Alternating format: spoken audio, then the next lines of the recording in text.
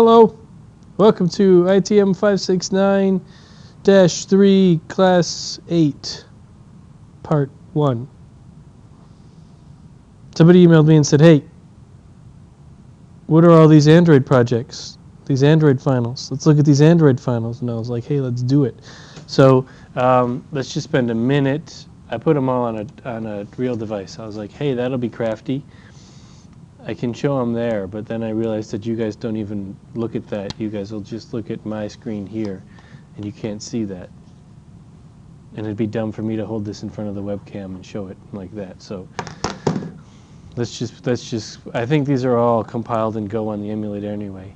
We won't put any names. We'll just put. There's two Chicago landmark ones, and then there's two kind of video streaming ones, and then there's a couple mapping ones. The emulator's not going to do the maps right or the streaming right, but you can imagine the full glory of everything streaming when it works. In iOS, it makes me so happy when the emulator actually works.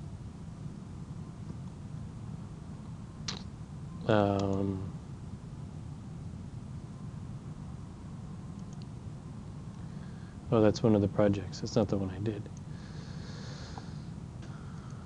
So that's the one thing that makes me really, really happy, that the emulator in iOS isn't broken most of the time. All right, let's try this a second time.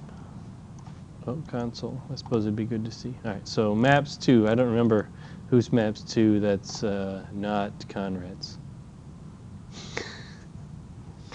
All right, so it's the same. It's landmarks from the Chicago database.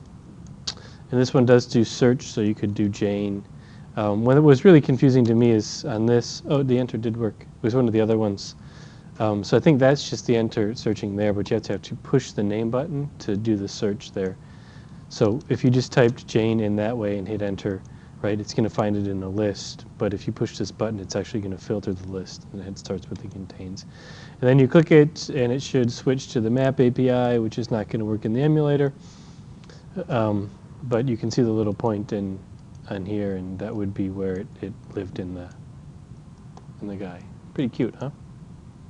Strikingly similar to another Maps project. I don't think this one had a menu. Right, and then it's just back button to get back to here. But it had a cute little searcher. On these ones, I really would like to see if the GPS kicked in and said, hey, you're right here. This building's right there. Nobody did that. It was a 2-week project. What can I expect? Chicago number 2.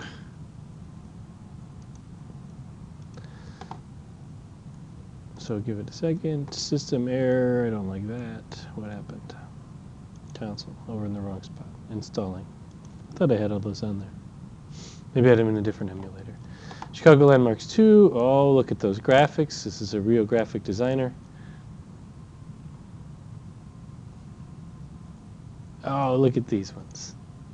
Landmarks. Ooh, Saguenash Hotel with a wigwam. Some more really cool graphics, and I imagine this does work not on the emulator, which it does on my device, but here we can imagine. Then we go back like that. So we got 2 beautiful landmark apps. The Farmers Market app pulled the farmers markets, but never actually got any awesome Yelping. It might have actually got some Yelping. I didn't put the Yelp key in this one. I actually have my own Yelp key, but I didn't put it in. It might be on my other laptop on that one. So we see the list of beautiful farmers markets from the data there, and we would click one.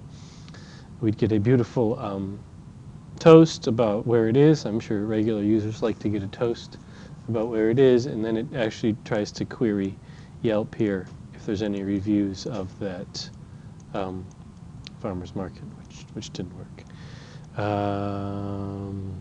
We'll skip that one. The map flicker. So it finds a spot on the map and then pulls a flicker image from that map. I don't remember if this one's going to start. A couple of these were Android 4, which I should have started the emulator before class. Oh, Map Flicker is the one that doesn't work in Android 4. So I search, if I remember right, in the map Flickr, and once we do that,